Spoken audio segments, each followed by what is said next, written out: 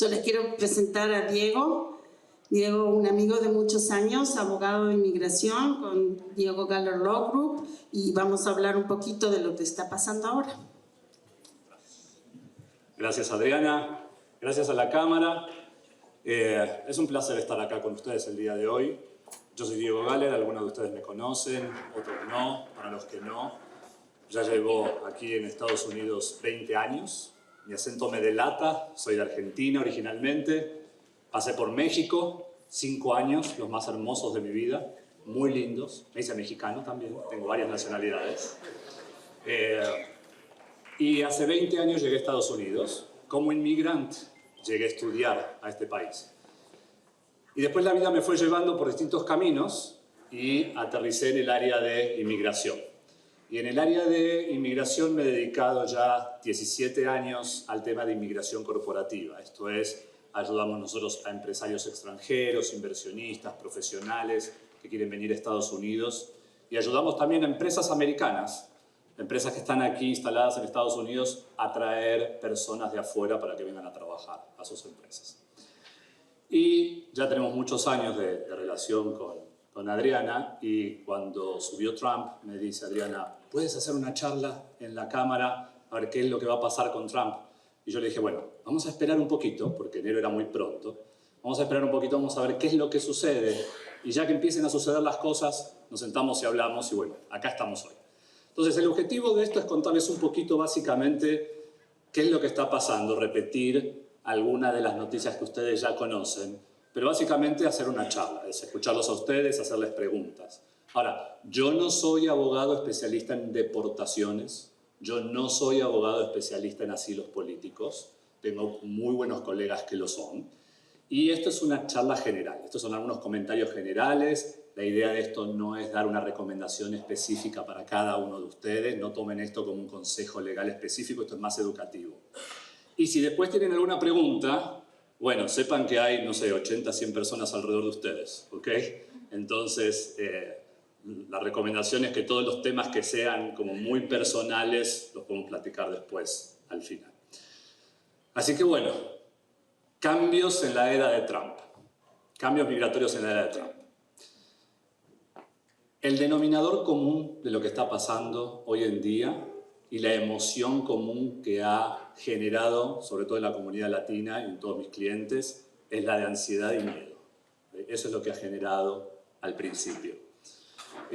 Hay mucha ansiedad, hay mucho miedo, mucho temor de todas las cosas que están pasando. Y esto es así porque la primer política que comenzó muy seria y muy dura es el tema de las deportaciones.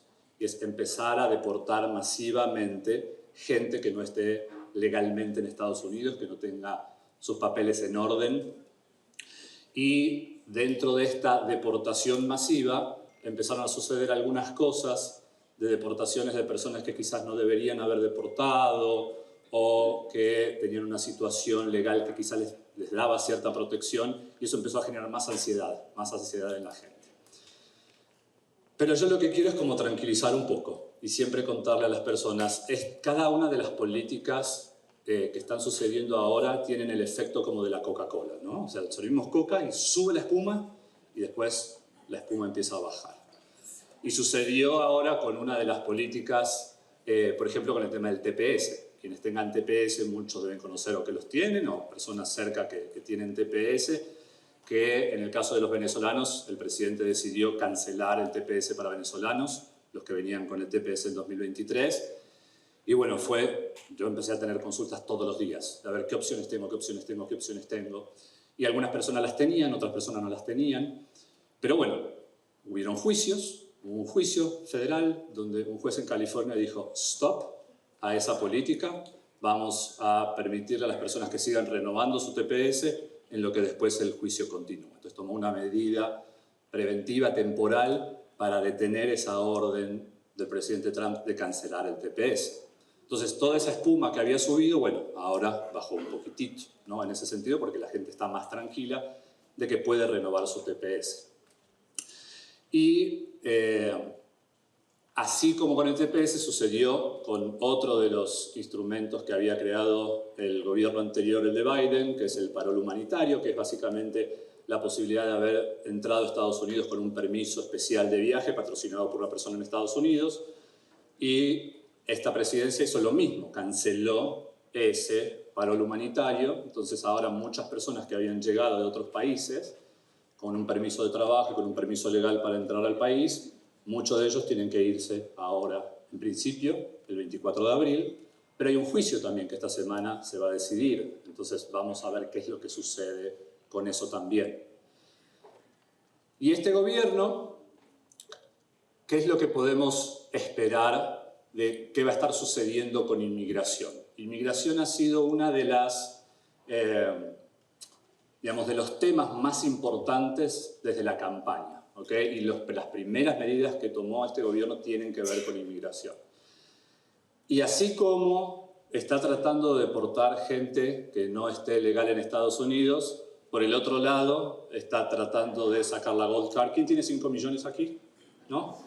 Para la Gold Card, de proponer la residencia permanente a personas que hagan una inversión de 5 millones de dólares en Estados Unidos. Dice que lo va a sacar pronto, en un par de semanas. Vamos a ver. En principio, ese tipo de medidas deberían ser medidas aprobadas por el Congreso, ¿no? Son leyes del Congreso. Entonces vamos a ver qué instrumento utiliza.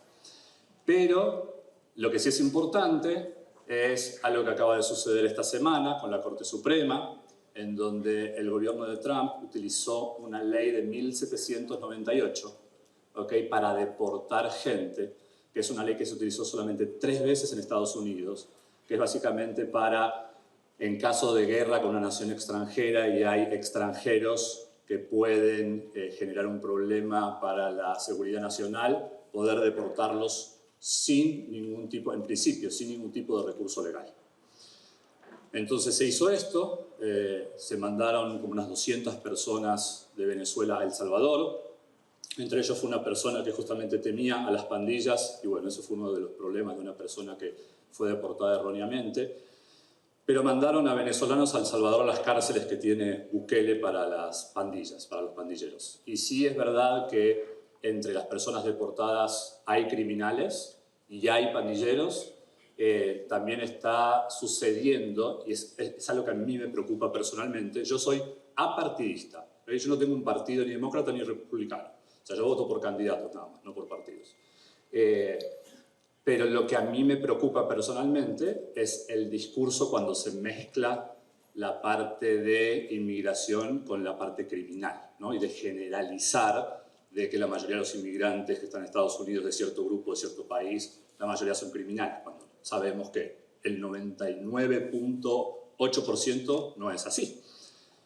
Entonces, bueno, eso es una parte de discurso, pero en la realidad lo que está sucediendo es que estamos viendo en muchas áreas que no están habiendo mayores problemas, ¿okay? Todo el área que compete al tipo de inmigración que yo hago, hoy en día no está teniendo ningún inconveniente. Estamos teniendo casos constantemente aprobados de inversionistas que quieren venir a Estados Unidos, que aunque, digamos, hoy tenemos el problema de las tarifas y los vaivenes económicos del país, las personas siguen apostando por venir a un país que en muchas ocasiones está mucho mejor que nuestros países de origen, ¿no?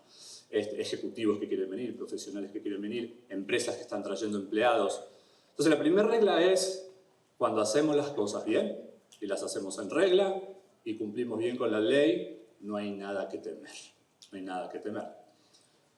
Ahora, dentro de estos temores que han sucedido últimamente, es el de los viajes.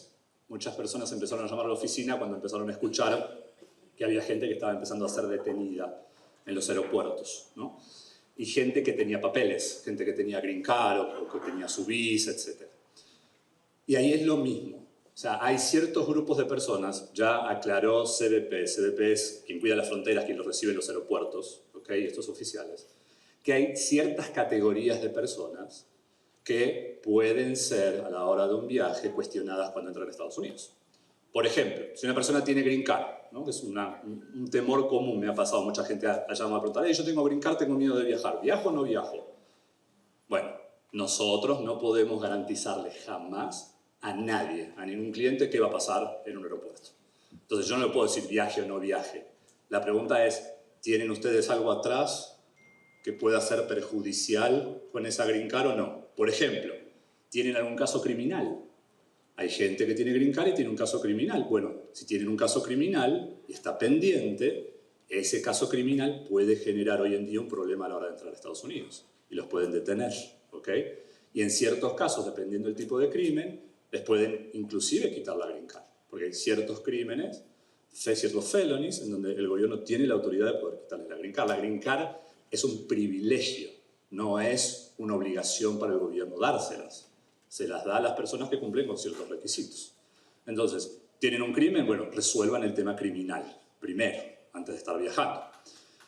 Por ejemplo, hay personas que tienen la green card condicional porque hicieron su petición a través de matrimonio y le dan la green card por 2 años y piden la remoción de condiciones y se la niegan, pero su green card todavía está válida por alguna razón. O tienen el recibito de que de que pueden viajar. Bueno, esas personas cuando viajan con esa green card válida pero le negaron la remoción de condiciones, los pueden detener a la hora de entrar. O sea, hay que tener cuidado también. Ya no es como antes que uno, nada más por tener una green card, uno cree que entra y sale fácilmente. El gobierno va a estar revisando y va a estar mirando más. ¿Cuál es el otro factor común? También es haber abandonado la green card, haberla dejado de lado la residencia. ¿Y qué quiere decir esto? Básicamente vivir en otro país. Yo estoy viviendo en otro país con mi residencia y yo vengo a Estados Unidos una vez cada 6 meses, 2 días para tratar de mantener la residencia. El gobierno me puede cuestionar y a la hora de que yo entre puede estar viendo mi historial de viajes y puede cuestionar a ver si realmente estoy viviendo en Estados Unidos o no. Entonces la gente me pregunta, Diego, pero no es que si yo paso menos de 6 meses afuera y entro no hay ningún problema. Les voy a aclarar esta regla porque me la han preguntado mucho, ¿no? Para adelantarme a alguna pregunta que me puedan hacer. Y normalmente funciona así esta regla. Hay algo en derecho que se llama la carga de la prueba. Carga de la prueba quiere decir quién tiene que probar qué. ¿Okay? Entonces, si yo, por ejemplo, digo, esa persona me hizo un fraude, yo tengo que probar que me hizo un fraude. ¿Okay?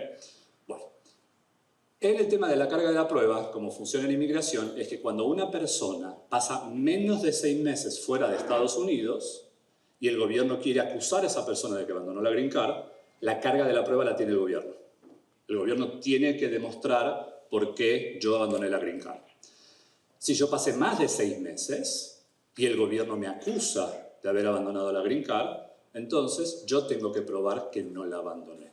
Entonces, tradicionalmente, ¿qué pasaba? CBP, cuando uno entra, ¿no? Si decía, bueno, menos de 6 meses, pase. ¿Por qué? Porque el hecho del gobierno de estar probando que abandonó la green card es más dificultoso, ¿no? A tener que defenderse. ¿Quiere decir esto que se la quiten automáticamente? No. Pero hay un proceso en donde van a intentar quitárselas y uno se tiene que defender. Ahora el gobierno está siendo más exigente con esos casos también, ¿no? Y los pueden meter en secondary inspection, lo que llaman el famoso cuartito, en donde hay unas personas con armas, ¿no? Vestidas de oficiales, donde a veces son muy intimidantes.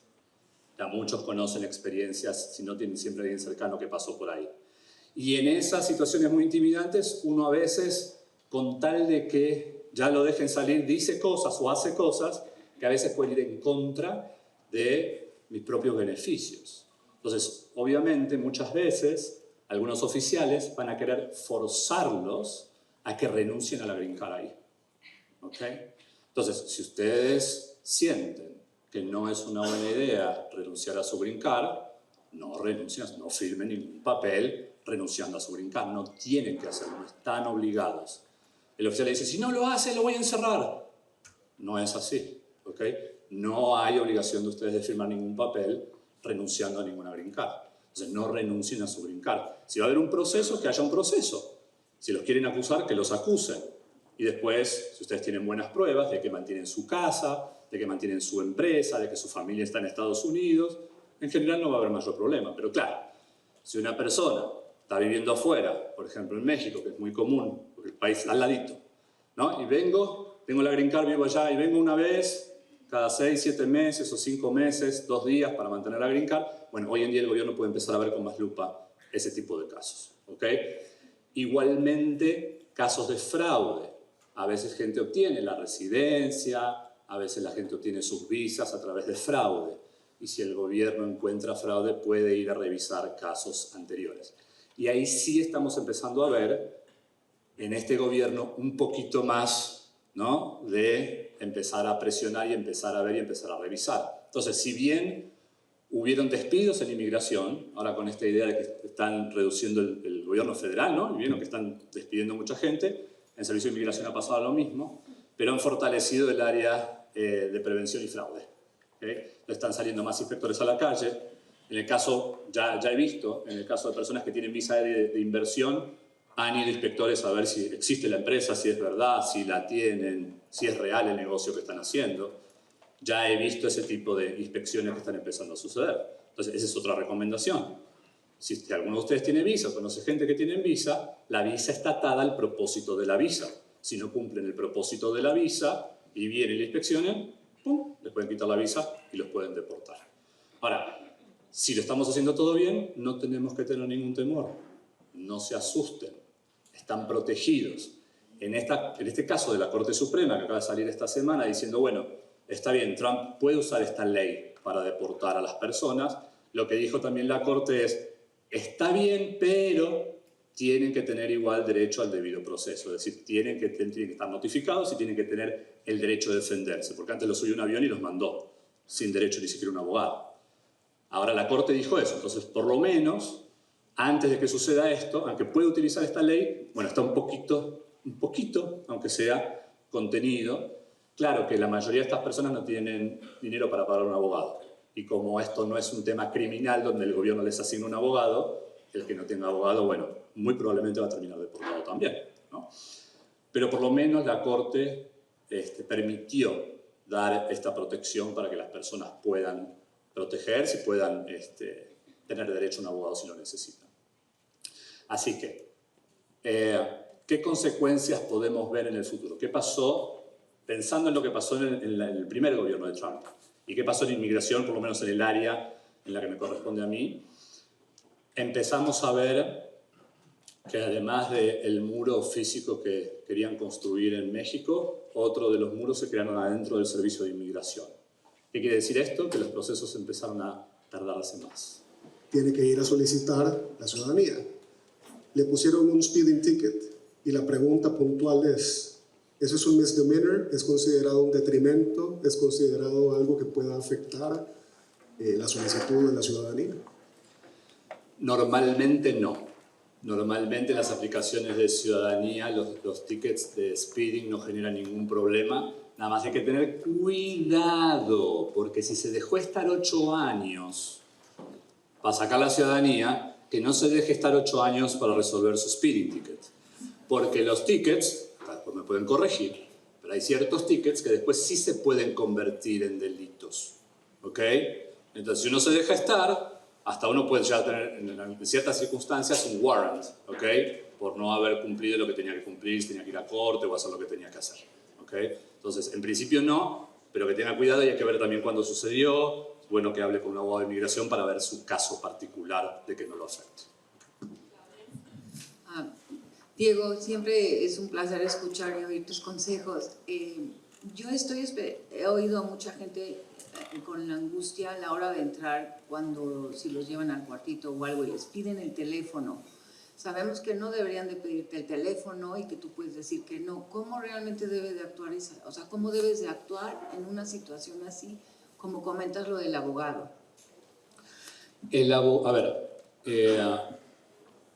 Cuando uno entra a Estados Unidos, lo primero que tiene que saber es cuando están en el aeropuerto y están con un oficial de inmigración, todavía no entraron formalmente a territorio americano, que estén en la mitad de la ciudad de Houston.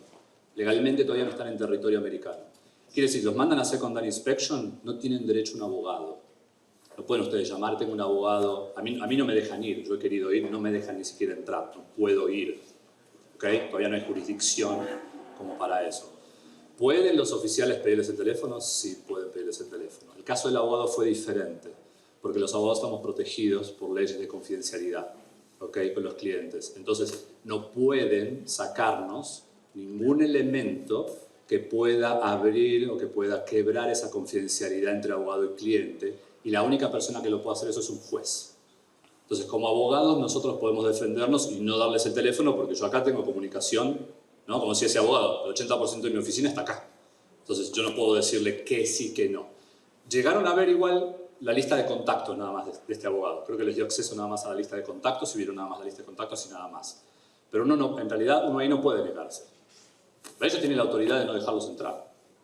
Y la autoridad para no dejarlos entrar es tal cual. O sea, tener una visa para Estados Unidos es un permiso para tocar la puerta. Yo vengo a tocar la puerta y digo, ¿puedo entrar? Soy turista. ¿Puedo entrar? Soy estudiante. ¿Puedo entrar? Soy inversionista.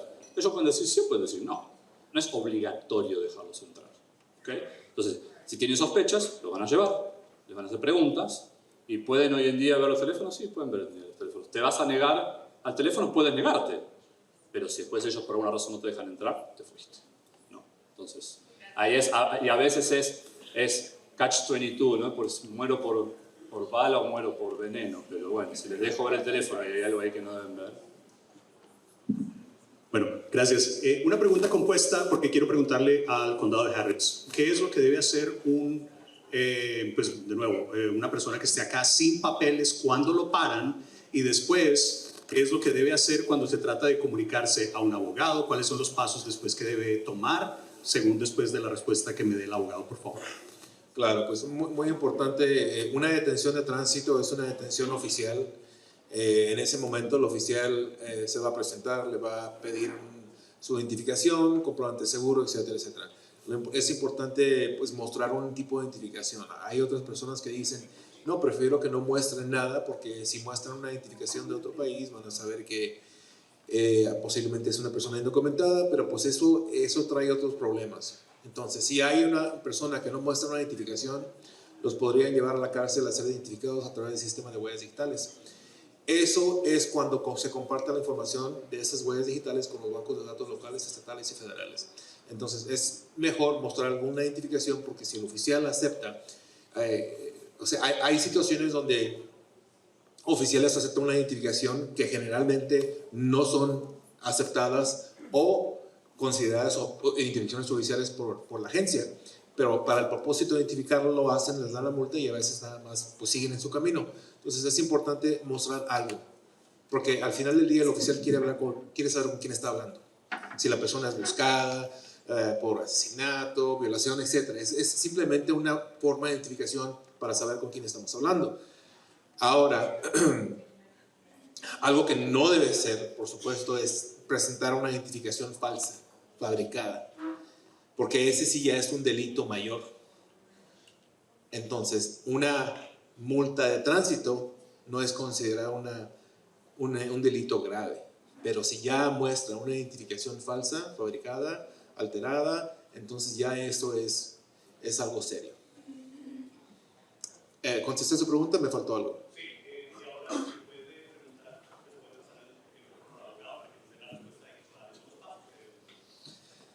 Primero, siempre tener un número de teléfono de alguien, o de abogado, o de alguien que conozca un abogado. Porque si son detenidos, después tienen derecho a hacer una llamada. ¿Okay? Entonces, tienen derecho a eso. En el país, diferentes policías, diferentes departamentos de policías tienen diferentes políticas.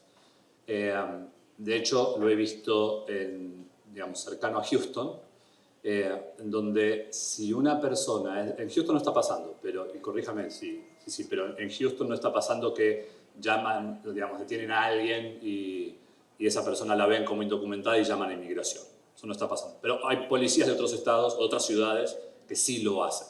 ¿Okay? Sospechan eso, llaman a inmigración, e inmigración tiene el derecho de, si uno no muestra que está legalmente en el país, agarrarlo y sacarlo y ponerlo en un proceso. No deportarlo automáticamente, pero sí en un proceso de deportación. ¿Okay? Mientras tanto va a estar sufriendo. Ahora, si yo estoy en mi casa y llegan y tocan los de inmigración, yo no tengo la obligación de abrirles. No tengo la obligación de abrirles. Si ellos tienen un warrant o tienen algún pedido especial para mi deportación, lo pasen por abajo de la puerta y que se lo muestren y ahí sí, ni modo. Pero si llegan nada más a tocar, quiero hablar con Juancito, porque me dijeron que no sé qué, y vienen, no, quiero hablar con Juancito. ¿Tiene usted algún warrant? ¿Tiene usted alguna orden de detención o deportación? No, bueno, no le voy a abrir. No tienen que abrirle, ¿ok? Entonces no es obligatorio. Ahora, si ya le abrieron, ya está, listo. Entonces ahí contestan, pero no necesariamente todos que se los van a llevar detenidos, no se asusten, no se asusten. Hay algunos de estos oficiales, como les digo, que no hay 3 departamentos en inmigración. Uno es ICE, que es la policía de inmigración. Eso sí, van a tratar de detener y llevárselos al trabajo. Van al trabajo y agarran a un grupo de 10 personas que están indocumentadas y se los llevan. Los detienen, los llevan y empiezan los procesos de deportación. Y ahí tienen la posibilidad de probar si están legales o no. Si no están legales, los van a terminar probablemente deportando. ¿Okay? Salvo que tengan alguna posibilidad de defenderse. Pero básicamente es eso. Sí, buenos días, Diego. Voy a llamarle tu presentación como siempre. Roberto Manzano, contador público autorizado. Sabe que en estos días son días difíciles porque tenemos los impuestos que vencen el día 15 y recién esta semana el IRS por primera vez firma un acuerdo con ICE para compartir cierto tipo de información que históricamente nunca se hacía, ¿no? Eso ha generado lo que tú comentaste, que lo pasó con los TPS y otras gestiones, ¿no? Está el agua efervescente, está mucho miedo. Y antes de esto, inclusive, se estaba viendo ya una merma en el número de declaraciones presentadas, porque mucha gente quizás tenga miedo por H o por R, ¿no? ¿Qué opinión tendrías tú, basado, por ejemplo, en lo que tú muy bien explicaste, el caso del TPS venezolano? La Corte, pues, le dio un respiro, ¿no? En este caso, hay un artículo de ley, 6103, que provee artículos de confidencialidad. Y hasta ahora, el acuerdo que firmaron es para proveer solamente nombre y dirección de ciertas personas. Pero la gente no lee ese detalle, ¿no? ¿Cuál sería tu recomendación? Nuestra recomendación es sigan sometiendo, especialmente los que tienen ITIN, sigan sometiendo declaración. ¿Qué opinión tienes tú al respecto? Porque está un poquito evidente ese tema. Y gracias. Rápidamente, hay que esperar y ver. Hay que esperar y ver porque eso puede ser litigado y después quizás eso se puede frenar. Ha pasado con esto del registro de las empresas, ¿se acuerdan? Que obligaban a las empresas a registrarse y después eso lo cancelaron al último momento. Entonces, como todas las noticias, o sea, va a haber 100 medidas y quizás de esas medidas, digamos, 50 van a llevar un proceso judicial, ¿no? Y algunas otras sí se van a poder utilizar. Entonces es cuestión de nada más hay que tener paciencia y ver, hasta no ver, el resto es especulación, ¿no? ¿Qué va a pasar? Bueno, muchas gracias a los dos. Gracias a Oficial Pantoja y gracias, Diego. Y